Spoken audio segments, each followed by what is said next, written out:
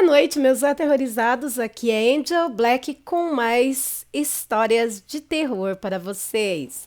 Mas antes de irmos para o vídeo de hoje, peço para você que não é inscrito que se inscreva no canal, deixa aquele like para fortalecer e ajudar o canal a crescer.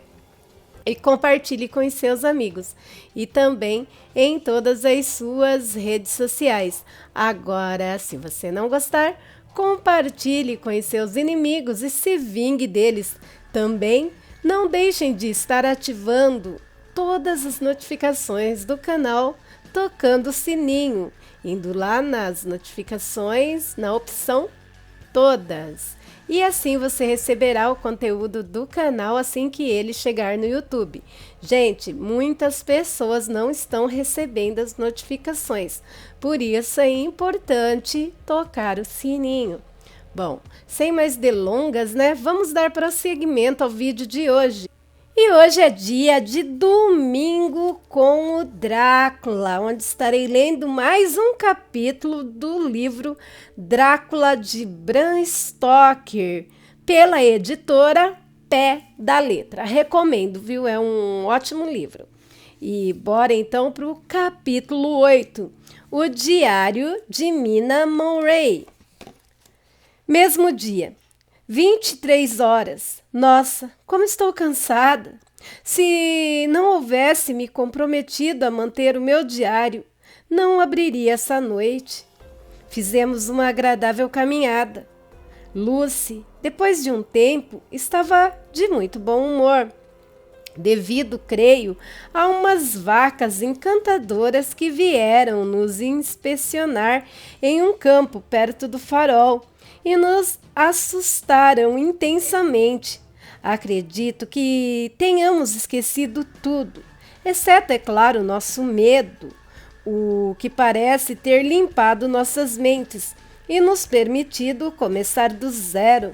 Tomamos um ótimo chá formal na Baía de Robin Hood, em uma adorável estalagem antiquada, com uma janela arqueada com vista para as rochas cobertas por algas na estrada principal. Imagino que tenhamos chocado as mulheres modernas com os nossos apetites. Os homens são mais tolerantes, que Deus os abençoe. Então, caminhamos de volta para casa com algumas, na verdade, muitas paradas para descansar e com os nossos corações cheios de medo constante de touros selvagens. Lucy estava muito cansada e pretendíamos ir discretamente para a cama assim que pudéssemos. Contudo, o jovem paroco apareceu e a senhora Westenra pediu para que ficasse para o jantar. Lucy e eu lutamos bravamente contra o sono. Sei que foi uma luta dura da minha parte e sou bastante heróica. Acho que ocasionalmente os bispos se reúnem para combinar de criar uma nova classe de parocos que não jantam, por mais que se insista, e que percebem quando as garotas estão cansadas. Lucy está dormindo e respira suavemente. Suas faces estão com mais cor do que de costume, e sua aparência está tão doce. Se o Sr. Holmwood se apaixonou por ela só de vê-la na sala de estar, imagino o que ele diria se a visse agora. Alguma das escritoras modernas começarão algum dia uma ideia de que os homens e as mulheres deveriam ter permissão para verem uns aos outros enquanto dormem, antes de fazerem ou aceitarem o pedido de casamento. Mas suponho que as mulheres modernas não se contentarão, no futuro, em aceitar. Elas mesmas farão os pedidos e se sairão muito bem também. Isto serve de consolo. Estou tão feliz. Hoje porque minha querida Lucy parece estar melhor. Acredito mesmo que tenha virado a página e que já tenhamos superado seus problemas com os sonhos. Ficarei totalmente feliz se ao menos soubesse, Jonathan, que Deus o abençoe e guarde. 11 de agosto, 3 horas. Diário novamente. Agora não consigo dormir, então posso muito bem escrever. Estou agitada demais para pegar no sono. Tivemos tamanha aventura, uma experiência tão aterrorizante. Adormeci assim que fechei o meu diário. De repente, despertei completamente e sentei-me com uma horrível sensação de medo se abatendo sobre mim e sentindo um vazio ao meu redor. O quarto estava escuro, de modo que eu não conseguia ver a cama de Lucy. Andei sorrateiramente até o outro lado do quarto e tateei à sua procura. A cama estava vazia. Acendi um fósforo e descobri que ela não estava no quarto. A porta estava fechada, mas não trancada, como eu deixara. Temi acordar sua mãe, que tem estado mais abatida do que de costume ultimamente. Então vesti umas roupas e me aprontei para procurar por ela. Enquanto saía do quarto, ocorreu-me que as roupas que ela estivesse vestindo poderiam dar alguma pista sobre suas intenções enquanto sonhava. O hobby significaria ficar em casa, um vestido, sair. O hobby e os vestidos estavam em seus devidos lugares. Graças a Deus, disse para mim mesma, ela não deve estar longe, pois está só de camisola. Corri escada abaixo e procurei na sala de estar. Não estava lá. Então, olhei em todos os outros cômodos abertos da casa, com um medo crescente, gelando meu coração. Finalmente cheguei até a porta do saguão e descobri-a aberta. Não estava escancarada, mas o trinco não estava passado. As pessoas da casa têm o cuidado de trancar a porta toda noite. Então temi que Lucy deveria ter saído, vestida como estava. Não havia tempo de pensar sobre o que poderia acontecer. Um medo vago e sobrepujante obscurecia todos os detalhes. Peguei um chale grande e pesado e corri para fora. O relógio batia a 1 quando cheguei até a rua Crescente, onde não havia viva alma. Corri ao longo da North Terrace, mas não pude ver nem sinal da figura de branco que esperava. Na beirada do penhasco oeste, acima do pier, olhei para o outro lado do porto, para o penhasco leste, com a esperança ou o medo, não sei qual, de ver Lucy no nosso banco preferido. Havia uma lua cheia, brilhante, com nuvens pretas e pesadas, que transformavam a cena toda em um diorama fugaz de luzes e sombras, conforme passavam acima. Por um momento ou dois não consegui enxergar nada, pois a sombra de uma nuvem obscurecia a igreja de St. Mary e tudo ao seu redor. Então a nuvem passou e pude ver as ruínas da abadia entrando em foco.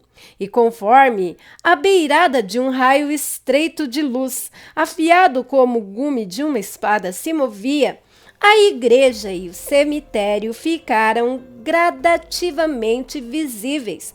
Qualquer que fosse a minha expectativa, não fiquei decepcionada, pois ali, no nosso banco preferido, a luz prateada da lua caía sobre uma figura meio inclinada, branca como a neve.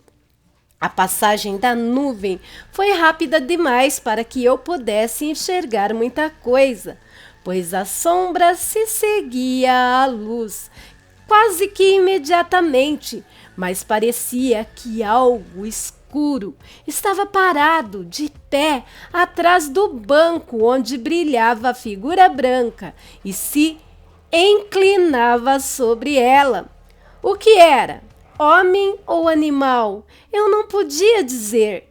Não esperei para conseguir enxergar de novo, mas voei degraus abaixo até o pier, passando pelo mercado de peixes até chegar na ponte, que era o único jeito de se chegar ao penhasco leste.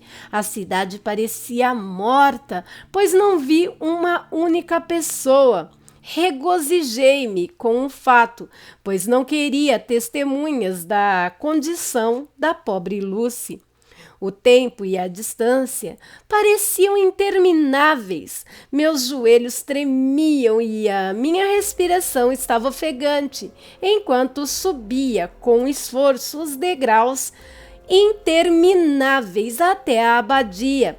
Devo ter ido rápido, mas ainda assim pareceu-me que meus pés estavam amarrados em pesos de chumbo e como se todas as juntas do meu corpo estivessem enferrujadas. Quando estava quase chegando ao topo, pude ver o branco e a figura branca, pois já estava perto o suficiente para distingui-la. Até mesmo através dos períodos de sombra, havia algo ali sim, sem dúvida, algo comprido e preto inclinando-se sobre a figura branca meio reclinada. Gritei com medo. Lucy! Lucy! Algo levantou a cabeça de onde estava e pude ver uma face branca, olhos vermelhos brilhantes. Lucy não respondeu e corri até a entrada do cemitério. Enquanto entrava, a igreja estava entre mim e o banco e por um minuto perdi Lucy de vista. Quando consegui enxergá-la novamente, a nuvem havia passado e o luar iluminava tanto que pude vê-la meio reclinada, com a cabeça apoiada no encosto do banco. Ela estava absolutamente sozinha e não havia nem sinal de qualquer ser vivo ao redor. Quando me debrucei sobre ela, pude ver que ainda estava dormindo. Seus lábios estavam entreabertos e ela respirava tão suavemente como de costume. E cada vez, ao me aproximar, ela levantou a mão dormindo e puxou a gola da camisola para perto da garganta. Ao fazê-lo, seu corpo foi perpassado por um pequeno arrepio, como se estivesse sentindo frio. Joguei o chale pesado sobre ela e puxei as pontas ao redor do seu pescoço, pois temia que pegasse alguma gripe fatal, com um ar noturno, desagasalhada ali como estava. Fiquei com medo de acordá-la repentinamente. Então, para ficar com as mãos livres e poder ajudá-la, prendi o chale ao redor de seu pescoço com um grande alfinete, mas devo ter sido desastrada devido à minha ansiedade e beliscado ou furado a sua pele com ele, pois quando a sua respiração se acalmou, ela levou a mão à garganta de novo e gemeu. Após tê-la cuidadosamente agasalhado, calcei-a com os meus sapatos e comecei a acordá-la bem delicadamente. De primeira, ela não reagiu, porém ficou gradativamente mais agitada em seu sono, gemendo e suspirando ocasionalmente. Por fim, visto que o tempo passava rápido e por muitos outros motivos, quis levá-la para casa imediatamente, de modo que a sacudi com mais força, até que finalmente ela abriu os olhos e acordou. Não parecia surpresa em me ver, já que, é claro, não percebeu logo de início onde estava.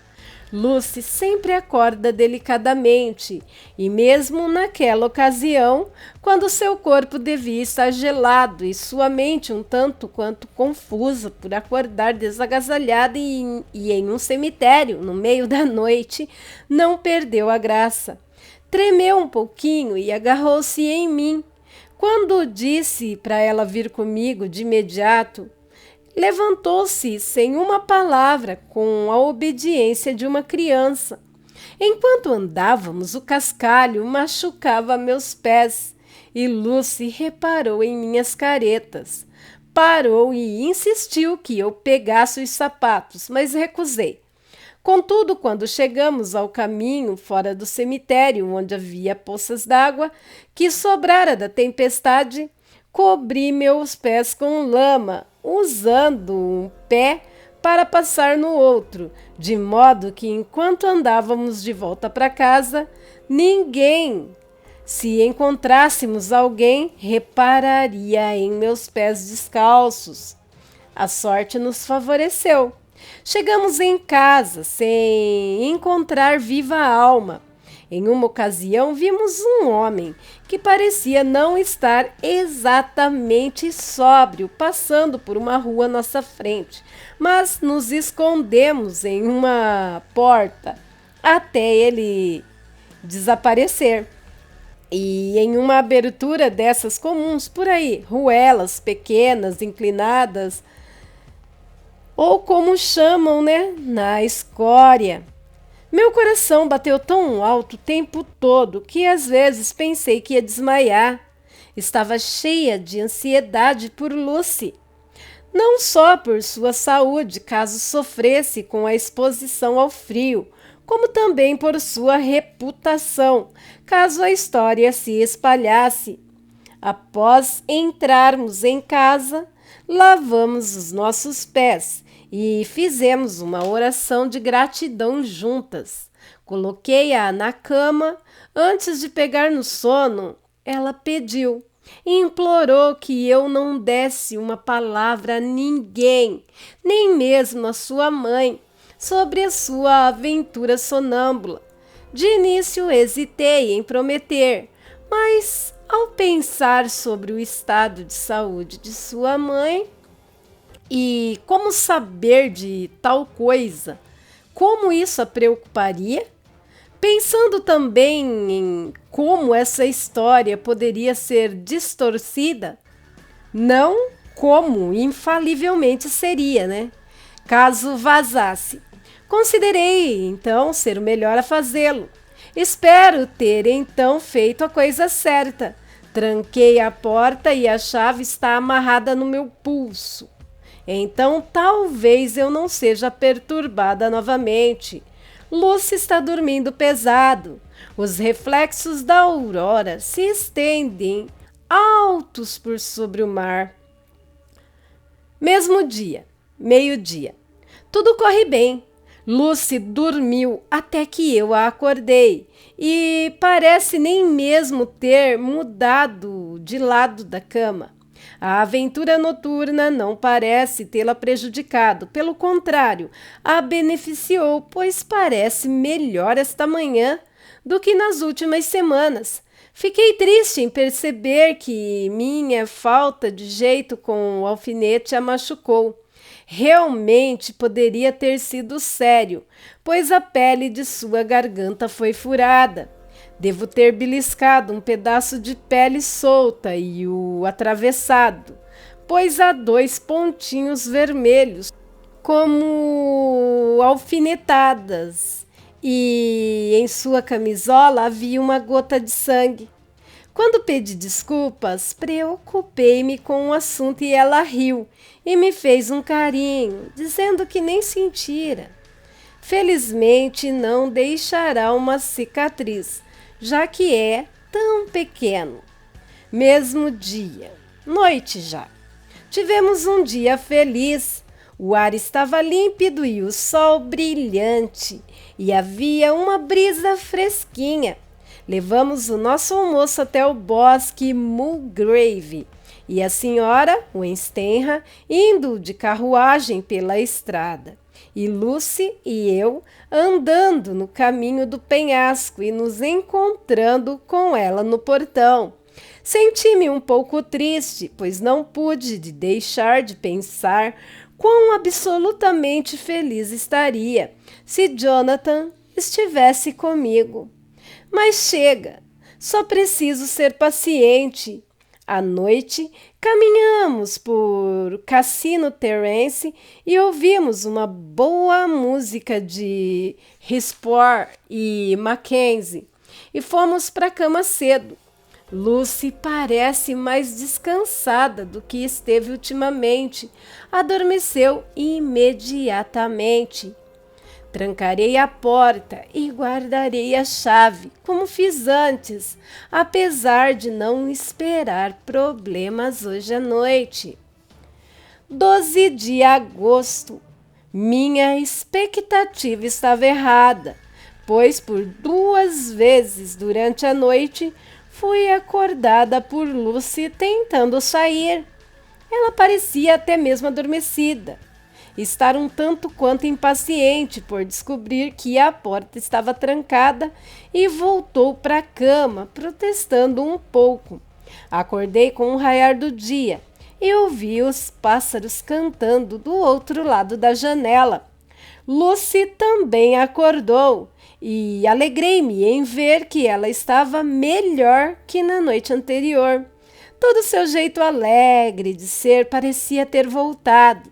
Então deitou-se ao meu lado e contou-me tudo sobre Arthur. Disse a ela como estava ansiosa em relação a Jonathan e ela tentou confortar-me. Bom, conseguiu. Um pouco, pois apesar da empatia não poder alterar os fatos, pode torná-los mais fáceis de aguentar. 13 de agosto, outro dia tranquilo, e para a cama com a chave ao redor do pulso como antes. Novamente acordei durante a noite e encontrei Lucy sentada na cama, ainda adormecida, apontando para a janela. Levantei-me em silêncio e, abrindo as cortinas, olhei para fora. O olhar estava brilhante e os efeitos suaves da luz sobre o mar e o céu misturados, e um grande silencioso mistério. Eram lindos demais para as palavras.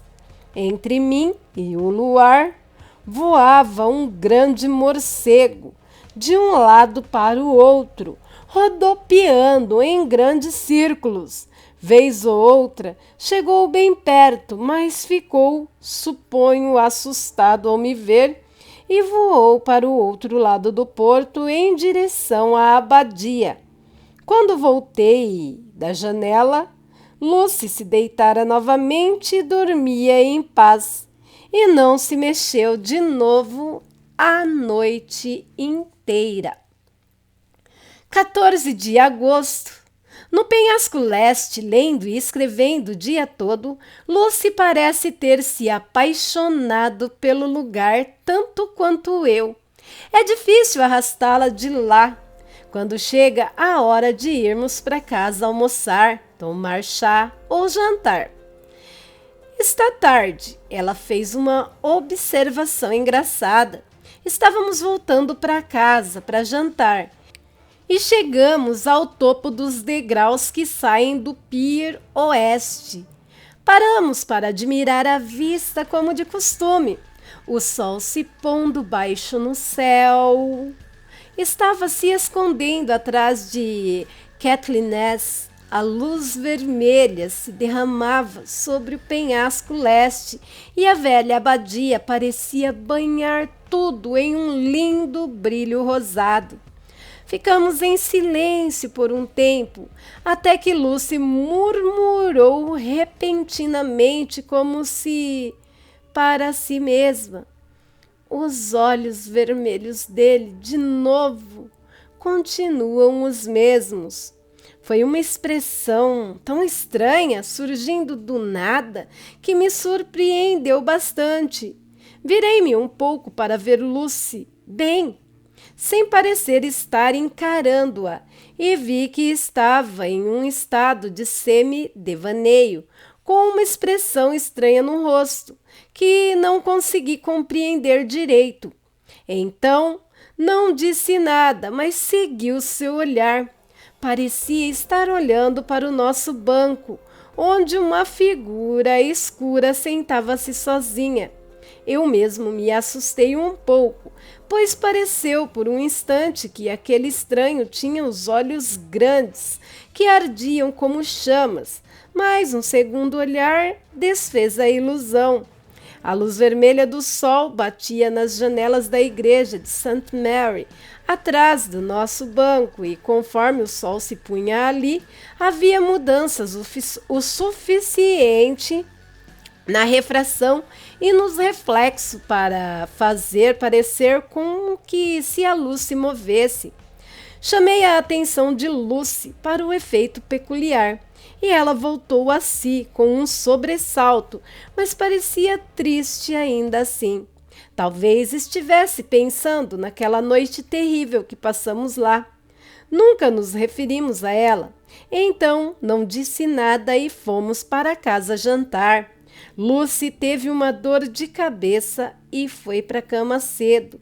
Vi que estava dormindo e então saí para dar um passeio. Andei ao longo dos penhascos em direção ao oeste, cheia de uma doce tristeza, pois estava pensando em Jonathan. Ao chegar em casa, o luar já estava brilhante.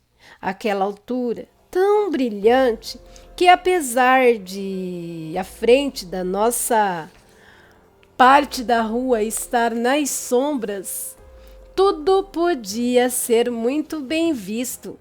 Lancei um olhar para nossa janela e vi a cabeça de Lucy inclinada para fora. Pensei que estivesse procurando por mim. Então abri o meu lenço e o sacudi. Ela não reparou. Tampouco fez qualquer outro movimento. Logo então, o luar bateu em um ângulo da casa e a luz caiu sobre a janela.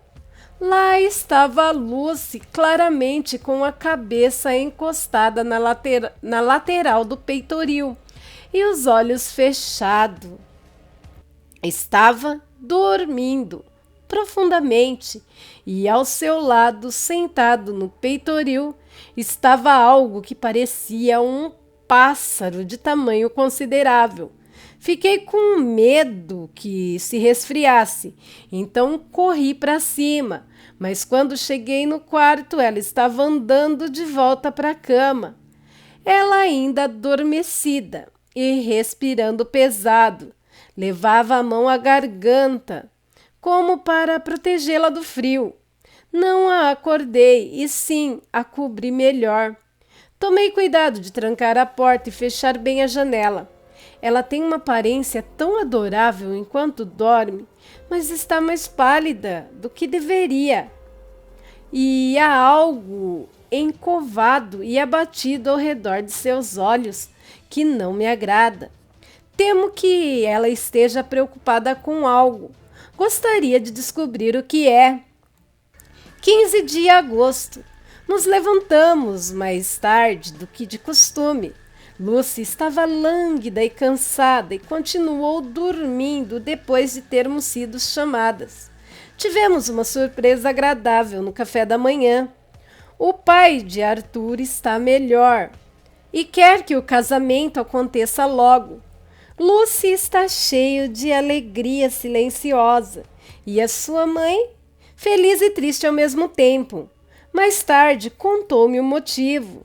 Está deprimida por Lucy deixar de ser só sua, mas contente porque ela logo terá alguém para protegê-la. Pobre e doce senhora, me confidenciou que foi declarada terminal. Não contou a Lucy e me fez prometer segredo. Seu médico disse que morrerá dentro de alguns meses, pois o seu coração está se enfraquecendo A qualquer momento, até mesmo agora, um choque repentino quase que certamente a mataria. Ah, fizemos bem em esconder dela o que aconteceu naquela noite terrível de sonambulismo de Lucy. 17 de agosto. Sem diário por 2 dias inteiros. Não tive ânimo para escrever. Algum tipo de mortalha sombria parece se abater sobre a nossa felicidade. Nenhuma notícia de Jonathan. E Lucy parece estar ficando cada vez mais fraca. Enquanto o tempo da sua mãe chega ao fim, não entendo os desgastes de Lucy. Ela come e dorme bem e aproveita o ar fresco. Porém, o rubor de suas faces constantemente se esvai e ela fica cada dia mais fraca e lânguida. À noite ouço a arfar, como se ia em busca de ar. Mantenho a chave de nossa porta sempre presa a meu pulso durante a noite. Mas ela levanta e anda pelo quarto e se senta à janela aberta. Noite passada encontrei-a debruçada para fora. Quando acordei e tentei despertá-la, não consegui. Estava desmaiada. Quando consegui revivê-la, estava fraca como a água e chorou em silêncio entre longos e dolorosos arquejos. Quando perguntei como fora parar na janela, ela sacudiu a cabeça e virou para o outro lado. Espero que o seu mal-estar não seja devido àquela infeliz picada com o alfinete. Olhei para sua garganta agora mesmo enquanto ela dormia, e os machucados minúsculos parecem não ter sarado. Continuam abertos e, se é que é possível, maiores do que antes e com as bordas ligeiramente brancas. São como pequenos pontinhos brancos com os centros vermelhos. Se não sararem dentro de 1 ou 2 dias, insistirei para que um médico a examine. Carta de Samuel F. Bailing e Song, advogados, Wiltby, para os senhores Carter, Patterson e Companhia, Londres. 17 de agosto. Prezados senhores, receba pela presente a fatura das mercadorias enviada pela Great Number Highbury. Acredita-se que as mesmas tenham sido entregues em Carfax, perto de Pulford, imediatamente, mediante o recebimento na estação de carga King's Cross. A casa encontra-se vazia, mas seguem as chaves, todas etiquetadas. Pedimos que coloquem as caixas que compõem a carga, das quais há 50, na edificação parcialmente em ruínas, que faz parte da casa e que está marcada com um A no diagrama esboçado em anexo. Seu representante reconhecerá o local facilmente, visto que é a antiga capela da mansão. As mercadorias partem de trem às 21 horas de hoje e devem chegar em King Cross às 16h30 de amanhã, devido ao fato que nosso cliente deseja que a entrega seja feita o mais rápido possível. Agradecemos se os senhores tiverem equipes prontas em King Cross no referido horário para transportar as mercadorias até o seu destino.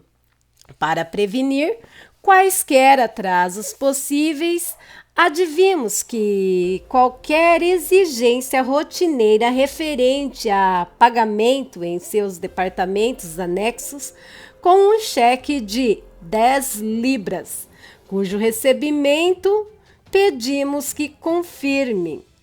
Caso os encargos sejam menos do que esse valor, podem devolver o que sobrar. Caso sejam maiores, enviaremos imediatamente um cheque na diferença ao sermos notificados por vossas senhorias.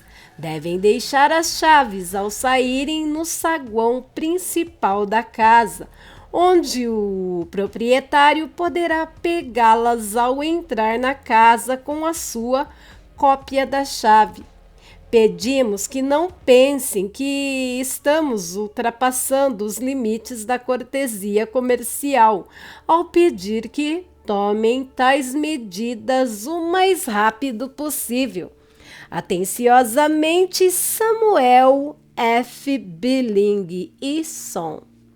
Carta dos senhores Carter Peterson e Companhia, Londres, para os senhores Billing e Son, Whitby. 21 de agosto, prezados senhores, confirmamos o recebimento de 10 libras e devolvemos um cheque de 1,17 libra, excedente, conforme declarado no recibo anexo. As mercadorias foram entregues em estrita conformidade com as instruções e as chaves deixadas em um pacote no saguão principal, conforme o instruído. Atenciosamente, Carter Peterson e Companhia. Diário de Mina Murray, 18 de agosto. Hoje estou feliz. Escrevo sentada no banco do cemitério. Lucy está muito melhor. Ontem dormiu bem a noite inteira e não me perturbou nenhuma vez. O rubor já parece voltar às suas faces, apesar de ainda estar bastante pálida e abatida. Se estivesse anêmica por qualquer motivo, eu poderia compreender, mas não está. Está de bom humor, cheia de vida e animação. Toda a reticência mórbida parece tê-la deixado e acabou de lembrar como se precisasse daquela noite de que havia sido aqui, nesse banco, que eu a encontrei dormindo. Enquanto falava, bateu jacosamente o salto da bota sobre a lápide de pedra e disse: meus pobres pezinhos não fizeram muito barulho na hora. Ouso dizer que o pobre Sr. Osweiler teria dito que foi porque eu não quis acordar o George. Já que estava com um humor tão comunicativo, perguntei se havia tido algum sonho naquela noite. Antes de responder, sua testa se enrugou daquela forma adorável que Arthur, o chamo de Arthur por força do hábito dela, diz que ama, e realmente não me admira que ame. Então ela continuou de uma forma meio que sonhadora, como se estivesse tentando se lembrar. Não sonhei exatamente, mas tudo parecia ser real. Eu só queria estar aqui, nesse lugar. Não sei porquê, pois estava com medo de alguma coisa. Não sei do que era. Lembro-me, apesar de que imagino que estava dormindo, de passar pelas ruas e cruzar a ponte. Um peixe pulou enquanto eu passava e debrucei para olhar para ele. Então ouvi muitos cachorros uivando. Parecia que a cidade inteira estava cheia de cachorros uivando, e de uma vez só, enquanto subia os degraus. Depois disso, tenho uma vaga lembrança de algo comprido e escuro, com olhos vermelhos, como vimos no pôr do sol. Algo muito doce e muito amargo ao mesmo tempo, ao meu redor. E então parecia que estava afundando em águas profundas e verdes, e os meus ouvidos zumbiam, como ouvi dizer que acontece com aqueles que se afogam. E depois tudo pareceu se esvaziar de mim. Minha alma pareceu sair do meu corpo e flutuar no ar. Acho que me lembro de ver o farol oeste embaixo de mim. E então tive uma sensação agonizante, como se estivesse em um terremoto. Então, voltei e vi você sacudindo meu corpo. Eu a vi fazendo isso antes de tê-la sentido. Naquele momento, ela começou a rir. Tudo me pareceu um pouco estranho e a escutei com a respiração suspensa. Não gostei muito e achei melhor não manter sua mente naquele assunto, de modo que passamos para outros e Lucy voltou ao seu jeito normal. Quando chegamos em casa, a brisa fresca, a fortaleza e as suas faces pálidas estavam mesmo mais rosadas. Sua mãe ficou exultante ao vê-la e todas nós passamos uma noite muito feliz juntas. 19 de agosto. Alegria, alegria, alegria! Apesar que não é só alegria. Finalmente notícias de Jonathan. Meu querido esteve doente. Foi por isso que não me escreveu. Não tenho medo de pensar ou dizer agora que sei. O Sr. Hanks me encaminhou a carta e escreveu uma ele mesmo com muita gentileza. Partirei pela manhã e irei de encontro a Jonathan para ajudar a cuidar dele se necessário e trazê-lo para casa. O Sr. Hanks disse que não seria ruim se nos casássemos por lá. Verti lágrimas em cima da carta da bondosa freira, até senti-la molhada de encontro ao meu peito, onde está. Veio de Jonathan e deve estar perto do meu coração, pois ele está dentro dele. Meu itinerário já foi todo mapeado. A minha bagagem está pronta. Só levarei uma muda de roupa. Lucy trará meu baú para Londres e o guardará até que eu o mande buscá-lo, pois pode ser que não devo escrever mais. Devo guardar para contar a Jonathan, meu marido. A carta que ele viu e tocou me confortará até que nos encontremos. Carta da irmã Ágata, Hospital de São José e Santa Maria, Budapeste, para a senhora Wilhelmina Monroe. 12 de agosto. Prezada senhora, escrevo a pedido do Sr. Jonathan Harker, que não está forte o suficiente para escrever, apesar de progredir bem, graças a Deus e a São José e a Santa Maria. Esteve sob nossos cuidados por quase 6 semanas, sofrendo de uma violenta febre cerebral. Pede que eu transmita o seu amor e diga que, por esta carta que escrevo para o Sr. Peter Hawkins de Exeter, que diga com os seus cumprimentos que sente muito por seu atraso e que todo o seu trabalho foi concluído.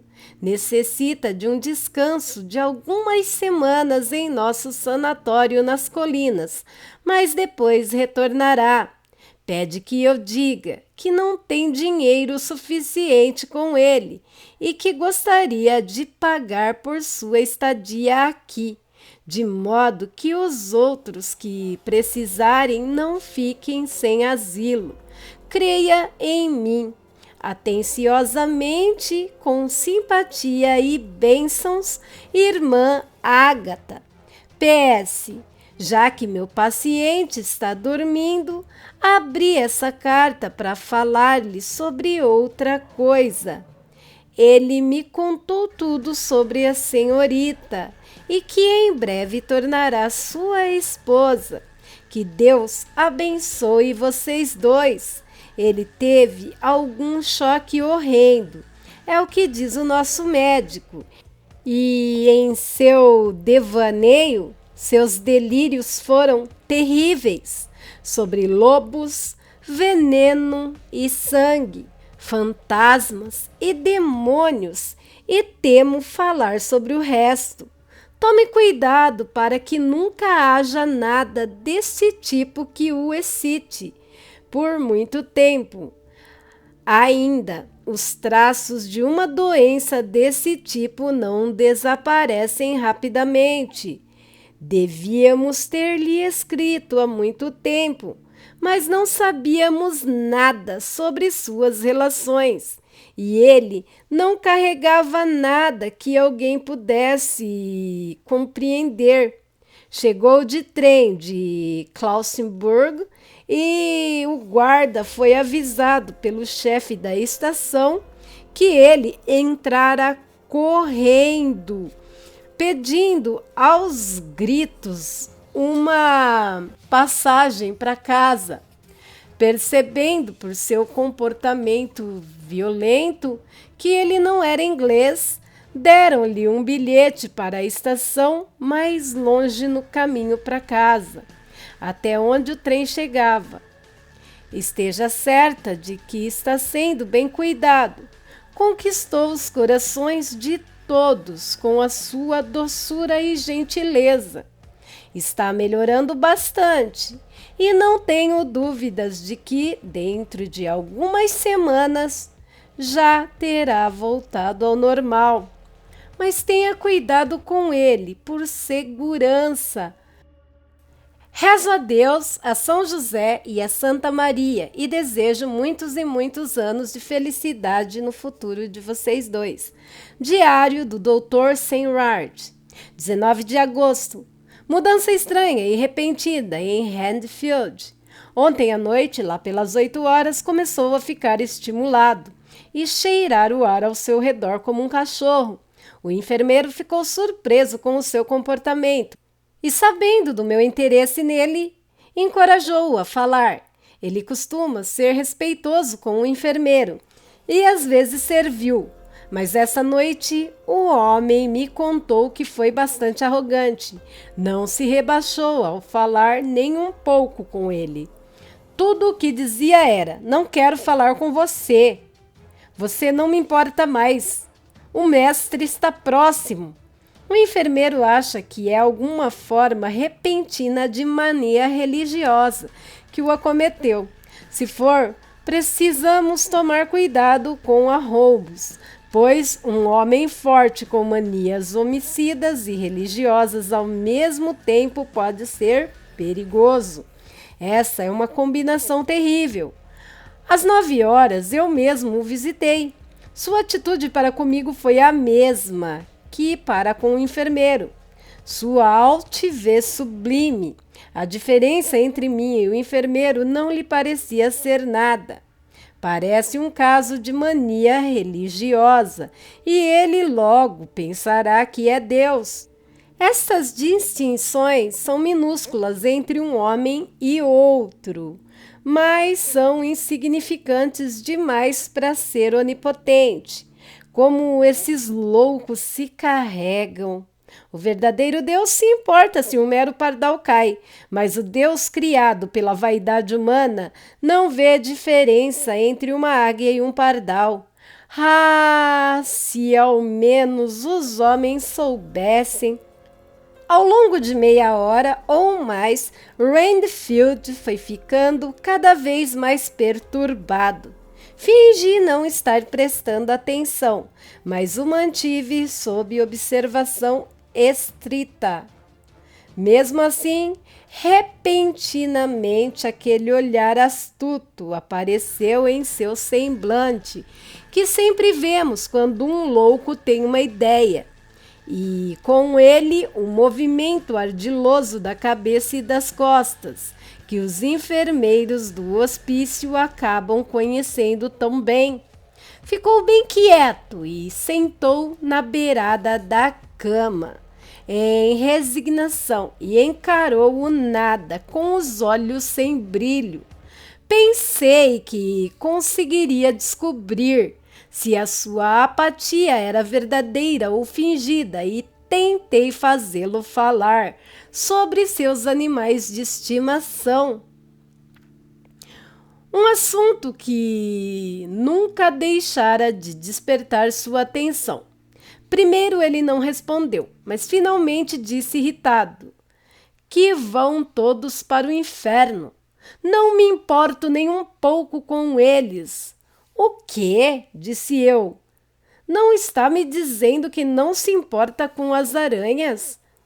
As aranhas são atualmente o seu hobby e o seu caderno está cheio de colunas preenchidas com números. A isso ele respondeu enigmaticamente: as madrinhas se regozijam com os olhos que esperam a chegada da noiva. Mas quando a noiva está para chegar, as madrinhas não brilham para os outros que estão cheios. Não quis explicar e permaneceu obstinadamente sentado na cama durante todo o tempo que passei com ele. Hoje estou cansado e desanimado. Não consigo deixar de pensar em Lucy e em quão diferente as coisas poderiam ter sido. Se não adormecer logo, tomarei Cloral ou o Morfeu moderno. Preciso ser cuidadoso para que não torne um hábito. Não tomarei nada essa noite. Pensei em Lucy e não a desonrarei misturando os dois. Passarei a noite em claro se precisar. Mais tarde, estou feliz por ter tomado aquela decisão e mais feliz ainda por ter me mantido firme. Estava me revirando na cama e ouvira o relógio bater as 2. Quando o vigia noturno veio até mim, enviado da enfermaria para dizer que Renfield escapara. Vesti-me rapidamente e corri para lá. Meu paciente é perigoso demais para ficar perambulando. Aquelas ideias dele podem ter resultados perigosos com estranhos. O enfermeiro disse que me esperava. Disse que o vira não fazia 10 minutos aparentemente dormindo em sua cama. Quando olhara pela fenda de observação da porta, sua atenção fora atraída pelo som da janela sendo arrancada. Correu até lá e viu seus pés desaparecendo pela janela e mandara me buscar imediatamente. Estava vestido para dormir e não pode ter ido longe. O enfermeiro achou que seria mais útil observar para onde ele ia do que segui-lo, pois poderia perdê-lo de vista enquanto saía do prédio pela porta. É um homem corpulento e não conseguiria passar pela janela. Eu sou magro e, com sua ajuda, saí, mas com os pés primeiro. E já que estávamos apenas a alguns metros do chão, pousei incolume. O enfermeiro me disse que o paciente fora para a esquerda, em linha reta. Então, corri o mais rápido que pude. Enquanto passava pela faixa de árvores, vi uma figura branca escalar um muro alto que separa o nosso terreno do que pertence à casa deserta. Corri de volta imediatamente e disse para o vigia reunir 3 ou 4 homens prontamente e me seguir para dentro do terreno de Carfax, caso o nosso amigo fosse perigoso. Eu mesmo peguei uma escada e, passando pelo muro, caí do outro lado. Podia ver a figura de Renfield desaparecendo por trás do ângulo da casa, então corri atrás dele. Do outro lado da casa encontrei-o espremido contra a porta de carvalho, com a armação de ferro da capela. Ele falava aparentemente com alguém, mas temia aproximar-me o suficiente para ouvir o que dizia, para não assustá-lo e fazer com que fugisse. Perseguir um enxame errante de abelhas não é nada comparado a seguir um lunático nu, tomado pelo desejo de fugir. Após alguns minutos, contudo, pude ver que ele não reparava em nada ao seu redor, de modo que ousei me aproximar um pouco. Ainda mais porque meus homens já haviam passado pelo muro e o estavam cercando. E o ouvi dizer: "Estou aqui para obedecer às suas ordens, mestre. Sou seu escravo e o Senhor me recompensará, pois serei fiel. Há tanto tempo que o idolatro de longe. Agora que está perto, aguardo seus comandos, e o Senhor não me esquecerá. Certo, meu querido? Mostre, por ocasião, a sua distribuição de benesses." Ele é um safado, egoísta de qualquer forma. Pensa no pão e no peixe, até mesmo quando acredita estar na presença de algo verdadeiro. Suas manias formam uma combinação surpreendente. Quando o cercamos, ele lutou feito um tigre. É imensamente forte, pois era mais uma fera selvagem do que um homem. Nunca vi um louco em tamanho paroxismo de raiva antes, e espero nunca mais ver. Ainda bem que descobrimos a sua força e sua periculosidade a tempo. Com tamanha força e determinação, poderia ter feito algum estrago antes de ser preso. Pelo menos agora está seguro. O próprio Jack Shepherd não conseguiria livrar-se da camisa de força que o maníaco está preso. E também está acorrentado à parede da cela acolchoada. Seus gritos são às vezes terríveis, mas os silêncios que se seguem são ainda mais mortais, pois suas intenções assassinas estão claras a cada movimento. Logo agora ele proferiu palavras coerentes pela primeira vez. "Serei paciente, mestre. Está chegando, chegando." Então entendi a indireta. E também cheguei. Estava acalorado demais para dormir, mas escrever no diário me acalmou. E sinto que conseguirei ter algumas horas de sono essa noite. Fim do capítulo 8, galera. Espero que tenham gostado. Se você chegou no canal pela primeira vez, não se esquece de se inscrever no canal, vem fazer parte dessa família aqui, aterrorizada, você será muito bem-vindo. Não esquece também de deixar o seu like ajuda aí muito o canal. Também peço que compartilhem, já somos quase 5.000, falta pouco, estamos quase lá, gente. Eu conto com vocês, com o apoio de todos. Também quero dizer que o superchat, os super stickers e também o Valeu Demais já está ativado no canal Angel Black Contos de Terror. Se você quiser ser um patrocinador ou um auxiliador, um colaborador do canal, a hora é agora. Você pode estar ajudando o canal com qualquer valor a partir de R$1. Também tem o Pix do canal, que eu chamo carinhosamente de Lobix. A chave é luçonjavermelha@gmail.com, que também estará na descrição do canal e também fixado no primeiro comentário. Qualquer ajuda que você der ao canal Angel Black Contos de Terror, eu desejo do fundo do meu coração que retorne a você vezes 1000, vezes 1.000.000. Agradeço muito a qualquer colaboração que vocês possam estar dando para o canal, tá bom? Agora eu quero falar com você que passou por uma experiência com o sobrenatural ou conhece histórias ou escreve conto. Manda para o e-mail luçonjavermelha@gmail.com, tudo em letrinhas minúsculas, e estará anexado também na descrição do vídeo. Será uma honra compartilhar seu conto, sua história, o seu relato com todos que por aqui passarem. E se você não quer aparecer, Angel Black preserva você.